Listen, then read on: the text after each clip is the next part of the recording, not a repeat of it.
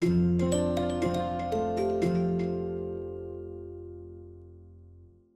stories of the dervishes. Each one-eyed dervish narrated a remarkable adventure to others. The story of the first dervish.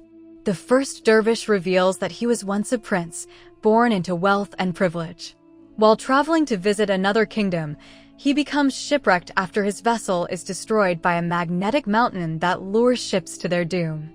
After surviving the disaster, he follows mysterious dreams and discovers hidden treasures and enchanted places.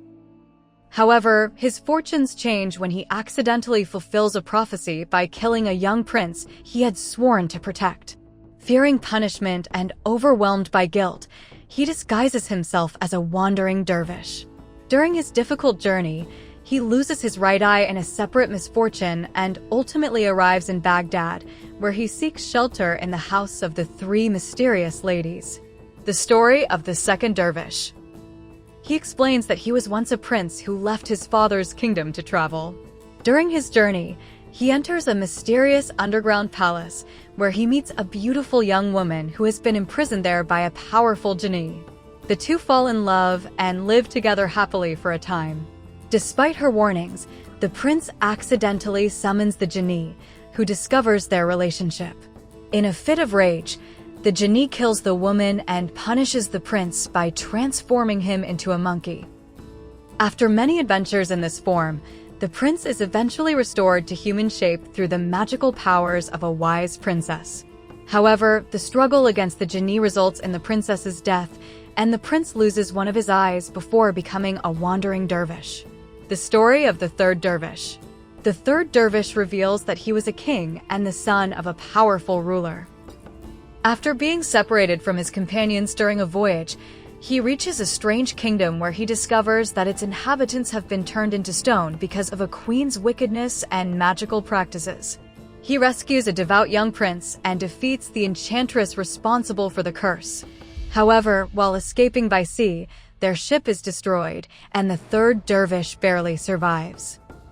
During his wandering travels, he loses his right eye and eventually adopts the life of a dervish, making his way to Baghdad. The ladies found the tales entertaining and allowed the dervishes to remain alive. Then they asked the porter to tell his story. Unlike the dervishes, the porter had no tragic tale of exile or adventure to tell. He simply explained truthfully that he is a poor porter from Baghdad. Earlier that day, he had been hired by the young woman to carry her purchases. He had never met the sisters before. He accepted their hospitality, obeyed their rules, and had no part in breaking them. He repeatedly advised the others not to ask forbidden questions. His honesty, humility, and good sense impressed the sisters. Recognizing that he had respected their wishes and was not responsible for the others' misconduct, they forgive him and allow him to leave unharmed. Now the ladies look at the merchants. It's their turn to tell their stories. The three merchants in the porter and the three ladies of Baghdad were not actually merchants at all. They revealed that they were distinguished men traveling in disguise, and they did not have a personal story like the porter or the three dervishes. Their story was simply an explanation of why they came to the house. The three disguised merchants were Harun al-Rashid, the Caliph of Baghdad, Jafar ibn Yahya, his trusted vizier, and Masrur, the Caliph's servant and executioner. One evening, Caliph Harun al-Rashid follows his usual custom of wandering through Baghdad in disguise to observe the lives of his subjects firsthand. Accompanied by Jafar and Masrur, he explores the city's streets. While walking, they hear sounds of music, singing, and laughter coming from a magnificent house. Curious about the celebration, the Caliph insists on entering to discover what is happening inside. Jafar initially advises against disturbing a private gathering, but the Caliph's curiosity prevails.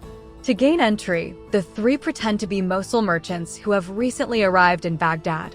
They tell the sisters that they had been attending another merchant's feast when the city watch raided the gathering. To avoid arrest, they fled through the streets until they happened upon the sisters' mansion. Here Scheherazade stopped her story and promised to tell the rest tomorrow night.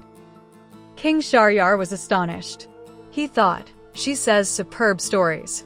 I will let her live tomorrow. I like to hear her next story tomorrow night. Thank you for watching.